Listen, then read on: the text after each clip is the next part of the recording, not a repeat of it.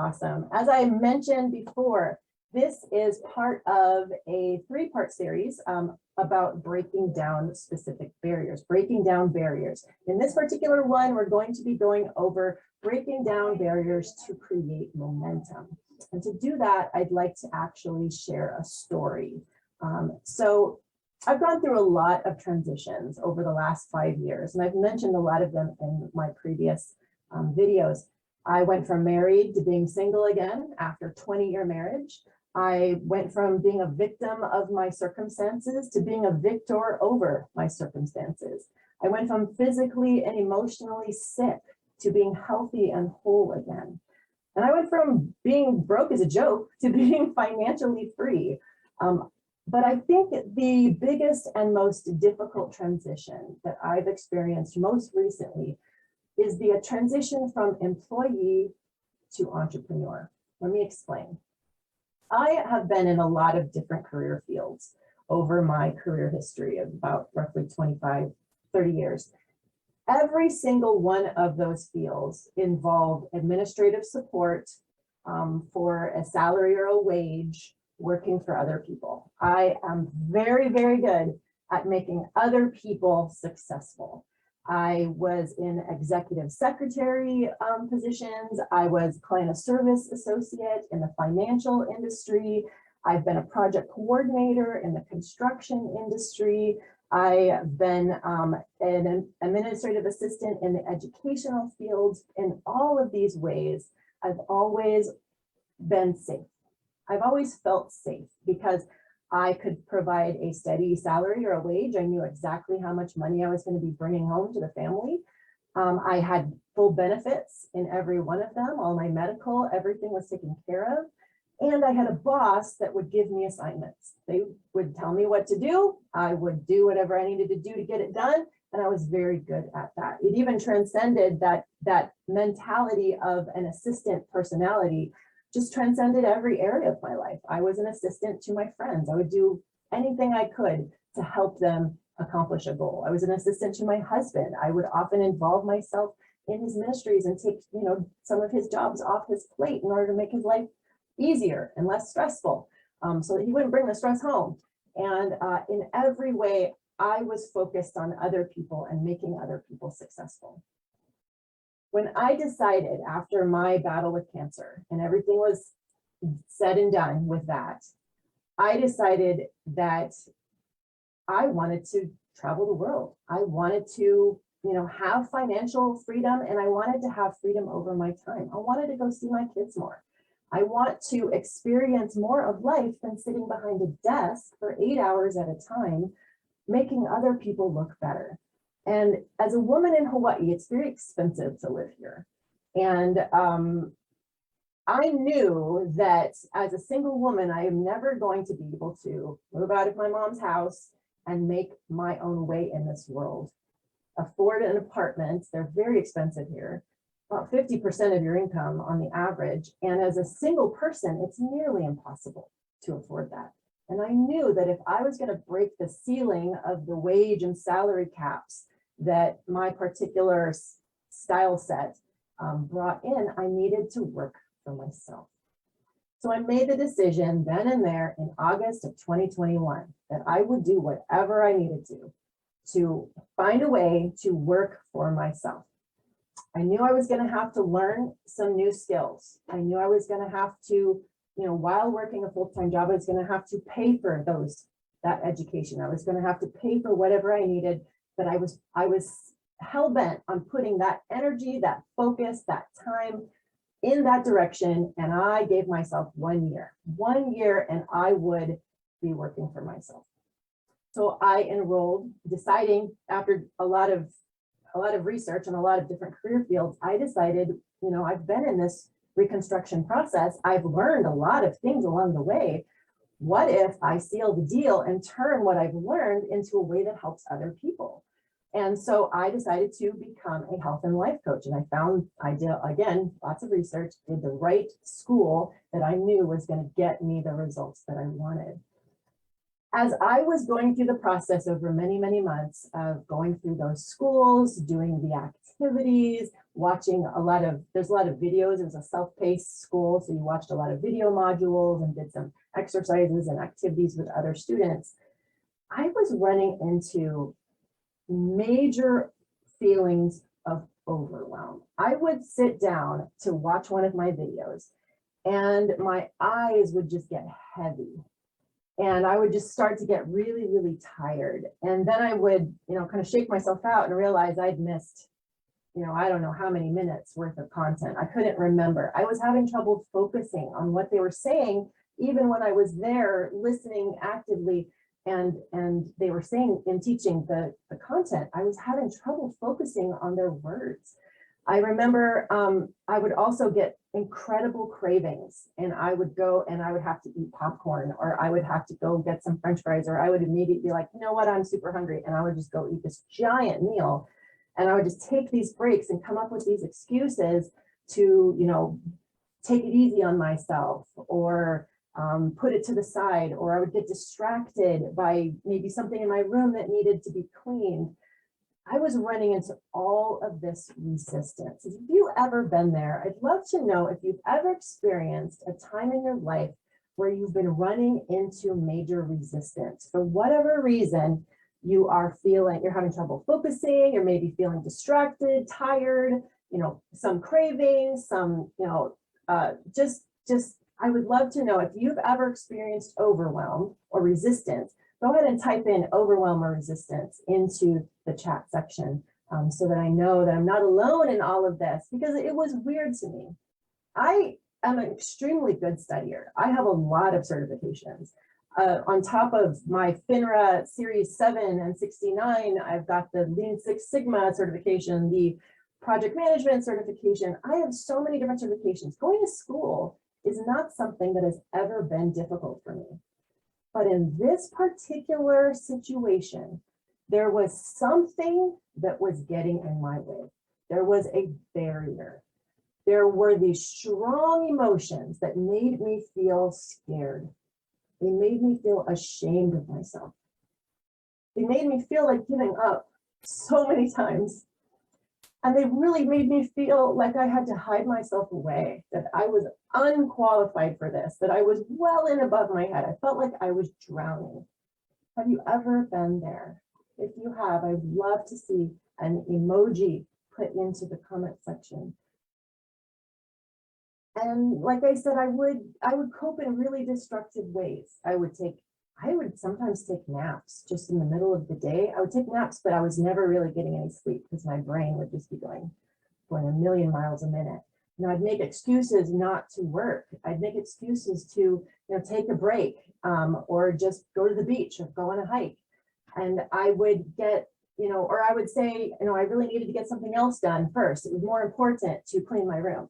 Or, I haven't hung out with my friends in a while. It's really important that I stay in touch with my friends. I don't want them getting mad with me.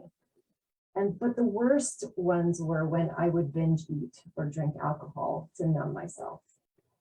I remember just associating these so strong emotions, and my first reaction was to go through McDonald's or go eat a pizza or, drink some alcohol to just numb myself and just check out. Which of course didn't help anything, because after the smoke cleared, I was even more ashamed and more guilty. And it was just this vicious cycle. And I want to help other women break through this cycle, because I found kind of a secret key to doing this. And I really want to share that in this video today. So the goal here is to create momentum for your bravest self.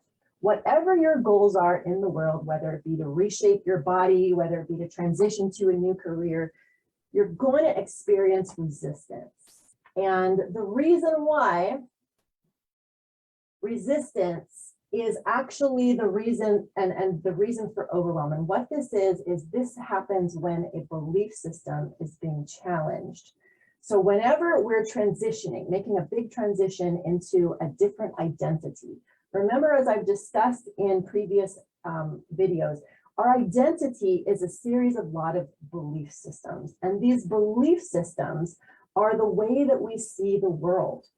So when we're experiencing resistance, it's because there's a belief system about ourselves or about the world that is being challenged. And our belief systems create our thoughts. They create what we think about ourselves, what we think is the right thing to do in a certain situation. Those thoughts create feelings, and humans are feeling creatures. We react based on feelings. All of these feelings are neurological programs that are created to make us feel a certain way and trigger us in a certain way so that we then perform an action. And that action is usually a habit of some sort that we've created. And then that action, that behavior reinforces the results and either reinforces that belief system or disproves it. And all of this is occurring on a subconscious level. So our brain has the conscious areas and the subconscious areas. In our limbic brain, which is in our midbrain, we have where we store our subconscious needs for the basic human needs, which are love, safety, and belonging. Those are the three things we are seeking at all times. These are the things we need to live, and they reside in our limbic brain. How we get them are a result of our belief systems, but the fact that they're there is across the board for everybody. Our fight or flight or freeze stress response is in our limbic brain. The feelings of, am I safe? Do people want me? Am I lovable? All of those emotions live here in the limbic brain. Everything in the prefrontal cortex, which is the front of our brain, this is more of our conscious. This is when we're learning, we're exercising our prefrontal cortex. When we're learning more information, we're taking it in through our prefrontal cortex. That's where we have empathy, we have insight about our situations, response flexibility, emotional regulation. We control that here. Our body's regulation, so the ability to regulate our blood pressure, things like that, are right here. Our understandings of morality and ethics reside up here. Our intuition, what we should do in certain situations, are usually stored here. That's the behavior side of it. The emotions come from the middle, and then the behavior, the action, comes from the front. And then our ability to communicate in our fear modulation, being able to control our fears or even sense our fears, and then deciding what to do at that point. That all comes from our prefrontal cortex. And what happens with the way our body works is because we can't store everything all at once in our prefrontal cortex, we create subconscious habits that are automatically stored in our midbrain. And these habits, as a result of a specific trigger, automatically fire.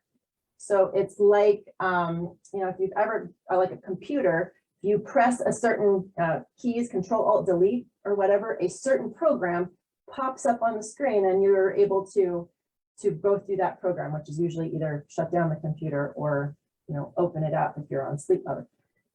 Our brain is no different in that way. They create these habits to store in our midbrain so that when specific triggers happen, those habits go into autopilot and just execute.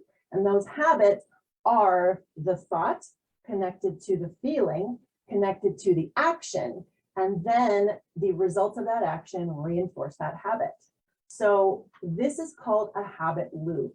You got the trigger, the routine, the habit itself, and then the reward, because we only ever do things to reward ourselves. We're trying to feel better. We're trying to get love, we're trying to get safety, or we're trying to get belonging. That's the reason why we do everything that we do, okay? And all of these, 90% of our day-to-day behavior is stored in our subconscious brain. Our conscious mind is only 10% of what we're doing throughout the day. Our unconscious mind is the one running the show. So you've heard me say multiple times, you're always winning the game you're playing. Problem is often that we don't know the real game we're playing because we can only see 10% of it. we can only see what the conscious brain chooses to focus on. The unconscious mind is honestly running the show. And if those belief systems, which are stored in our unconscious mind, are dysfunctional or out of dated, then our habits are going to be dysfunctional and out of dated. Every time I felt those strong emotions of overwhelm, I grabbed a bag of chips. Every time, because it was this unconscious program that was guiding me toward a reward that would increase my serotonin levels. It would make me feel happy in the moment. It would distract me from my pain. And then unfortunately, those were destructive habits. So the reward would be short-term and it would all start all over again. Here's the trigger. And here's honestly the key to unlocking this potential. 11 million bits of, actually that's billion, that should be billion. 11 billion bits of information is coming at you through your senses at all times.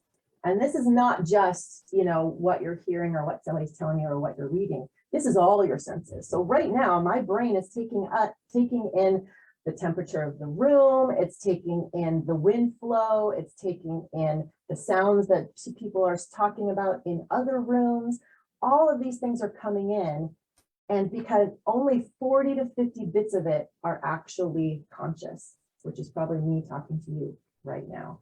So all of this information is constantly coming in. And where do you think that all that information is being stored? In your subconscious. So what's going on around us is constantly influencing the way we think, the way we feel, how we're gauging a room. This is especially true if you're an empath. So I happen to be an empath, and I only really understood what that means more recently now that I've understood how to unlock the brain. But empaths have a hypersensitive ability to bring in huge amounts of information, more so than 40 to 50 bits. We're bringing in a lot of extra information, and it's taking on and influencing our emotions at all times. So oftentimes we walk into a room and we'll feel these overwhelming emotions. And we'll think that these emotions are coming from inside us, but truthfully, they're probably coming from social cues around the room that we're not even consciously looking at. And so, and that veil between subconscious and conscious is a little thinner. So we feel it faster, we feel it more intensely, and it can get very overwhelming, especially when you're a child dealing with all of these emotions you don't really understand, and you're trying to make sense of what's going on. Like I went into this room and I'm feeling really anxious. That must mean that everybody in the room doesn't want me to be here. You see how that's an easy thing for a child to start. And then all of a sudden we have a belief system that people don't like me. So this is how our brain is constantly working. So I have a question. If this is how we're receiving information, what are you focusing your attention on? When I was a teenager, not really understanding, what empaths were, I thought I had depression. I had been struggling with feelings of guilt and shame for so long, just never feeling happy. I wondered, and I thought I had a chemical imbalance. I had depression. I was even going to psychiatrists because I would have self-mutilating incidents where I would hurt myself because I was so overwhelmed by these emotions. I look back now at what my favorite bands were, what my favorite movies were, what who the people were that I was hanging out with, and I realized how much of that was I creating for myself. My favorite band, the one that I had on constant, replay was Green Day. And I love Green Day, big Green Day fan. But if you'll look at their lyrics, they are about feeling misunderstood, feeling broken, feeling anxious, feeling crazy, and it's about feeling like nobody understands you. I look at those lyrics today and I think, oh my gosh, that's exactly how I felt. So chicken or the egg, Was I loving the song because I felt that way, or was I feeling that way because I loved the song? That's a good question to ask yourself. One of the things that would kind of drive me nuts is when my husband would have these major anxiety days where he was just angry. His mode of normal behavior was whenever something felt emotional, he got angry about it. And so he would put on these really angry movies like, what is that, Man on Fire? Movies about killing everybody around you. And it would just like amp him up. It would amp his anger up, but it made him feel good. But yet it also amped his anger up. So was he drawn to the movie because he was angry, or was he even more angry because he was watching the movie? And how much did he then look for evidence around him to be angry at things? Evidence that people were angering him. I invite you to think about the ways that you're influencing yourself subconsciously. What types of music do you like to listen to? What are the messages that are being said? Because a lot of times you might think that, oh, I just like the way this song sounds. But when we actually listen to the messages, our brain is still taking in those messages. When we're watching the movies, our brain is embracing the values that we see in those movies. When we're around negative people, their energies are often affecting our own, and their belief systems do affect us. Birds of a feather flock together. Is that because they feel more comfortable and they want to belong with more similar people, which is a normal biological imperative? Or is it because they become even more like each other by hanging out with each other? You can see how belief systems get reinforced over and over and over because we often feel a certain way. We're drawn to find evidence for that, to confirm it, and then it helps us feel that way all over again. So this is actually a trick. And I mentioned this motivational quote earlier this week on Monday. We do Monday motivation. My motivational quote this week was, where focus goes, energy flows. And this is actually a portion of a longer talk by Tony Robbins. And he continues to say, and everything grows. When we're focusing our energy towards something consciously, we are activating our temporal lobe and we're choosing what information gets into our brain. It is also true, though, that our brain is focusing our energy towards things that are confirming our belief systems.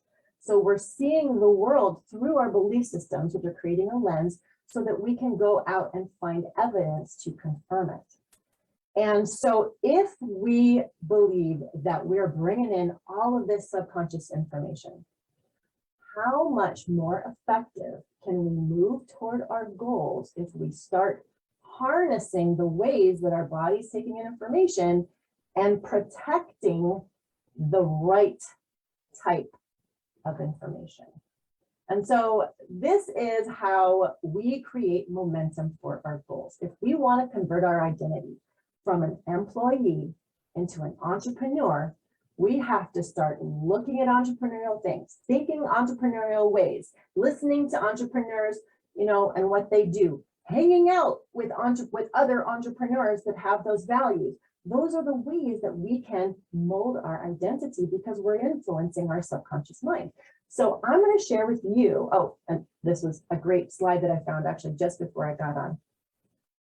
The functional areas of the brain, all of these things are responsible for the way that we process information, for the way that we store information. And you can see all of the different areas light up in different ways with different types of information. So for instance, right here in sort of like towards the back in the middle of your brain, Broca's area is speech. When we're saying things, it has to bounce off this area of the brain.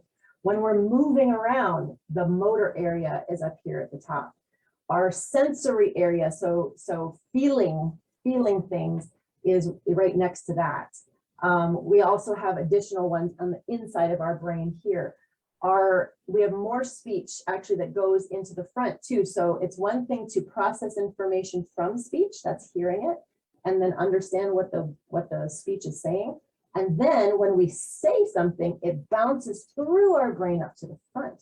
And we actually have to create the speech in order to release it out of our mouth. So you can see the big difference between listening and speaking.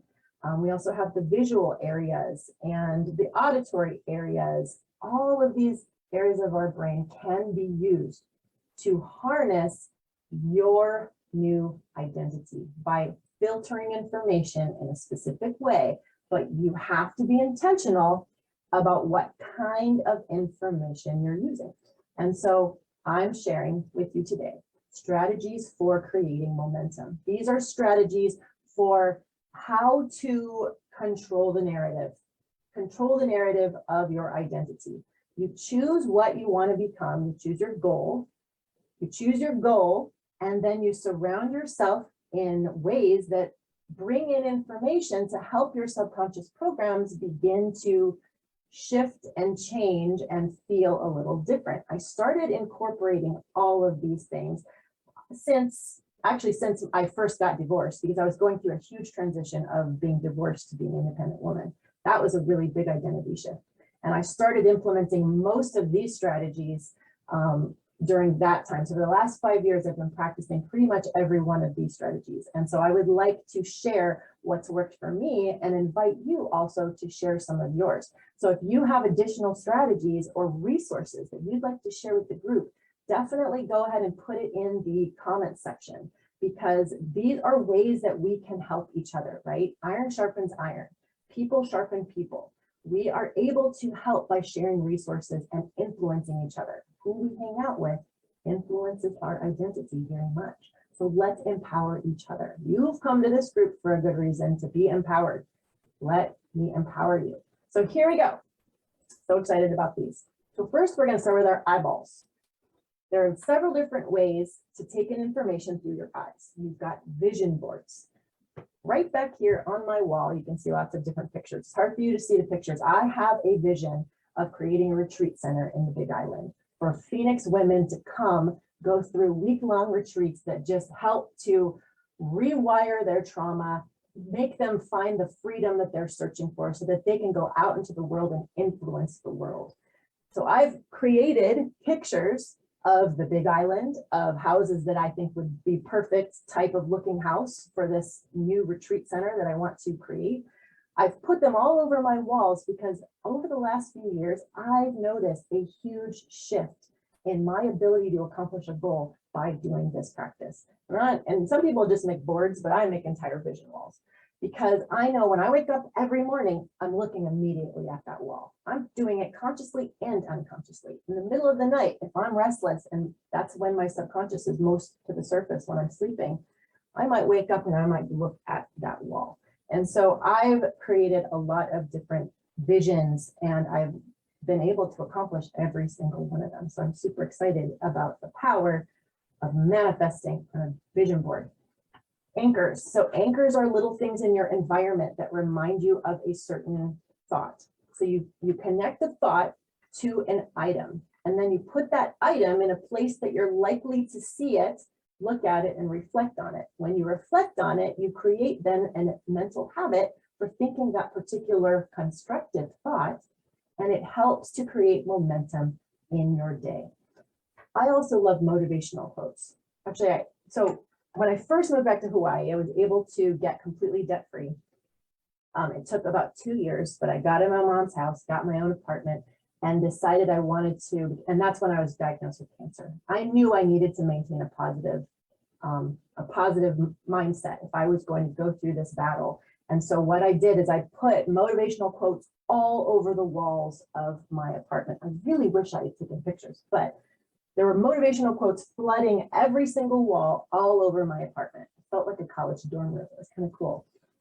But those motivational quotes helped me maintain my positive perspective.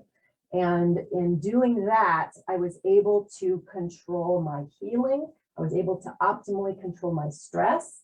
I was able to stay positive and continue to encourage my family members who were always very worried about me. And it really helped to shift my energy in a positive way. So flooding yourself with positive motivational quotes is a very great strategy for helping to reinforce thoughts that you want to be thinking. Remember, the eyes are the windows to the soul. The next thing is how we're hearing. If the eyes are the windows to the soul, the ears are a door. they're usually a back door because we're actually hearing things far more than we're probably seeing things. So the things people are talking about around us, even if we're not paying attention to their conversations, we're often taking in that information as well. So flooding your surroundings with things that are more in line with what you want to be feeling and experiencing is really powerful. So one of the things that I love to do is I listen to motivational speakers. I follow many of them. You got Brene Brown, you got, what is that? TD Jakes, really love him. Mel Robbins, she's a big one. I love to listen to motivational speakers. And matter of fact, there's a great YouTube channel called Fearless Motivation. And they have they do collages of a lot of different motivational speakers with some really empowering music in the background. Highly recommend. At the end of this video, I'm actually going to offer you all of my suggested, resources, links to all of the things that would help me. And so stick in to the end of that, and I'll give you what all of those are. Several things that also worked for me were guided meditations. I was really having a hard time sleeping.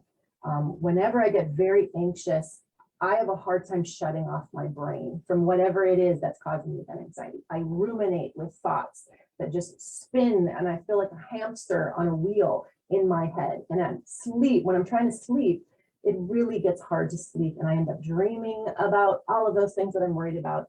So I started listening to guided meditations, especially at night. It would help me get down, it was usually a sleep talk down of some sort that would help me get down into the sleep state. And then while I was in the sleep state, it would actually flood me with affirmations and subconscious programming. And there are a lot of amazing resources on YouTube that do this.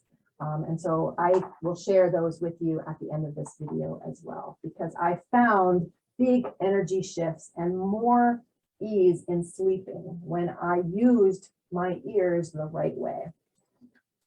Affirmations. Remember, taking in information goes to certain areas of our brain, but then speaking it out makes it bounce through the center of our brain and then come to the front. So when we speak, we release truth into our world. In the Christian realm, I was a minister. In the Christian understanding, prophecy is releasing God's truth into the world. It's when you partner with God, you speak what God has told you to speak, which is always positive because God is good, God is love. It's not condemnation, that's not God. And then you speak it into the world. When we are affirming other people, when we are speaking affirmations or declarations about ourselves, when we're practicing mantras, which is a very powerful practice, when you just listen to music and you just say the same thing over and over and over again, you're reinforcing belief systems in your subconscious, and you are helping those belief systems take hold and transform other belief systems. It's a very powerful thing when you say what you're thinking. In addition to saying, though, secret sauce is writing, because when you're writing something, it bounces off another area of the brain. So you can see, I can see something, I can hear something, then I can speak it, and then I can write it. And in all of those ways, I'm reinforcing that thought. So there are multiple different ways to use your brain effectively to rewrite your belief systems. Because when we do this, we're engaging a lot of different areas of our brain, and we're influencing all of those subconscious programs. Now, in addition to our senses, there are also some other ways to transform our energy that I would like to share with you, because more recently, these have been things that I've found have been also extremely effective. So when I first was divorced and rewriting myself that way, reinventing myself, rising from the ashes, I used a lot of visual, auditory, speaking, and writing strategies. So journaling, positivity journals, things like that. But more recently, as I was going through this period of transition, and I was trying to do these strategies, and I was still running into blocks, I started looking at energy, ways to affect energy and emotions specifically. And one of the things I found very helpful is Reiki. So Reiki is an energetic healing practice where you're laying down and you're listening to some beautiful music, and the person is gifted in influencing energy through her hands. She's putting her hands over your chakras, helping you to unlock a lot of blockages, but you can also Reiki yourself. So everybody has the ability to harness their own auras, spirits, whatever you want to call it, your own energy. And a lot of it comes through our hands. If you hold your hands like this and you hold them here for a little while, you'll feel a tingling in between your hands. That is your energetic field. This is a magnetic field that we're created with that allows us to be alive. It animates us. We can use this to heal areas of our body. If we have a particularly sore shoulder, we can channel our focus, where focus goes, energy flows, focus toward that shoulder, and we can heal ourselves. So Reiki is one of the ways that you can do that. Tapping. This was an awesome experiment that I was able to fall across as well. So tapping is the process of tapping on certain meridian points. In the understanding of reflexology, meridian points are areas where a lot of information travels through your body. So sensory information travels through your body to your brain through these meridian points.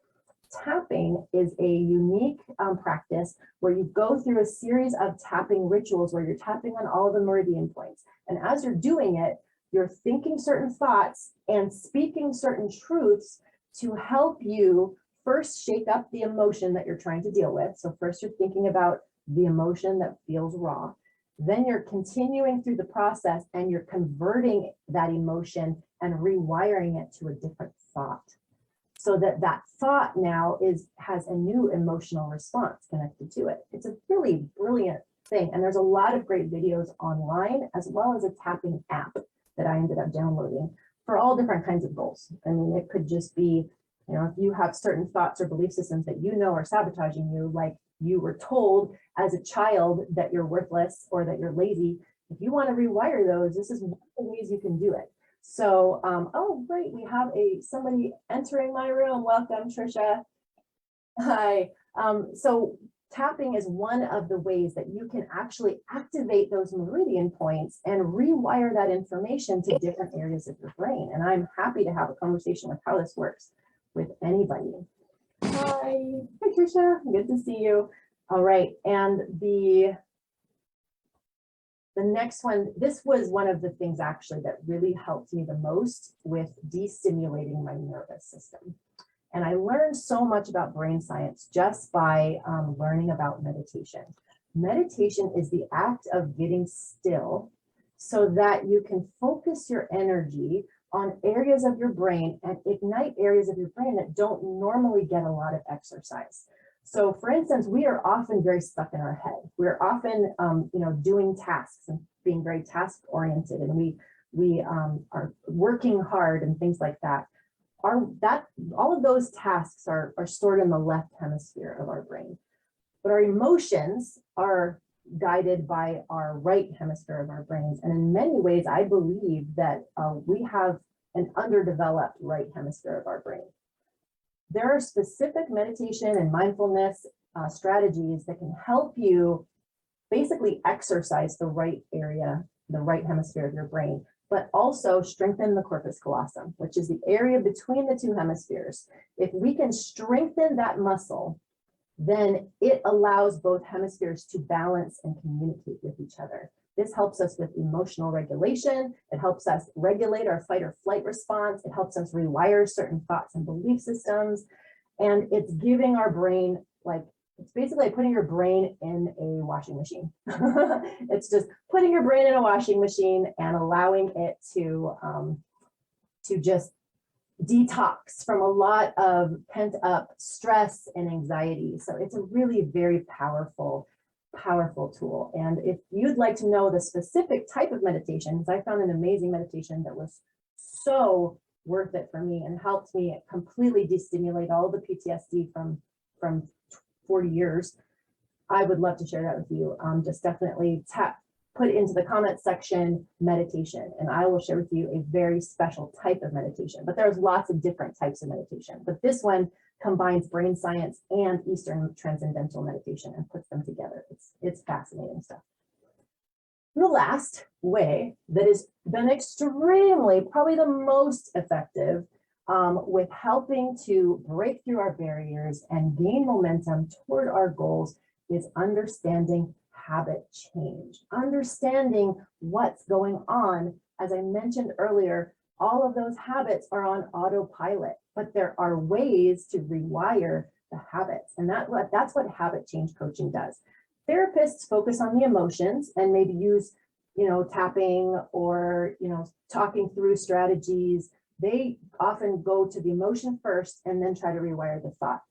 Habit change is actually focusing on the behavior first and then allowing a strategic way to shift that behavior so that it gives you different evidence.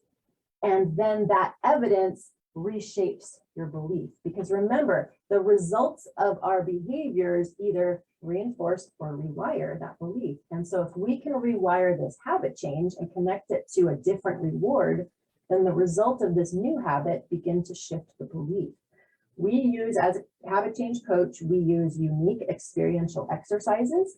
We use neuro-linguistic programming. We use cognitive behavioral restructuring techniques. All of these things help people break free from habits that are trapping them, like my habit of grabbing a bag of chips when I would get overwhelmed.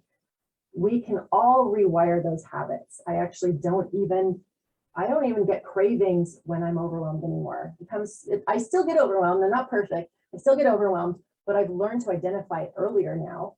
And I've learned to implement strategies to avoid it in many ways, to nourish myself in healthy ways. And so this is what I do. And I help women create habits and make them become behaviors so that they can rewire their identity and break free from the things that have been holding them back. Break through those barriers. Now, with all of this that we've learned, I'm super duper curious, Phoenixes, what is really popping out for you? What are the things that you think you'd like to give a try? Because if you would like to try any of the ones that I use specifically, I am offering to put all of that together onto a document, and I am happy to send you that document with links to all of the YouTube videos, to all of the motivational speakers, to all of the guided meditations, everything that helped me. I would love to share those things with you because my goal is to help you guys be successful. That is my goal. That's why you've come here, because you are feeling my ambition and you want to gain that momentum for yourself. So definitely, if you're interested, drop a resources into the chat and I am happy to send you that document that has all of the links ready for you to go. And if you are watching this on the replay, still put resources into the chat because I will be triggered in Facebook and I'm happy to send you those resources so that you can add some kerosene to your fire. All right, thank you so much for joining me yet again, my beautiful Phoenixes. I'm Noi, rhymes with joy, and I hope that this video has made a little more of that true and possible for you.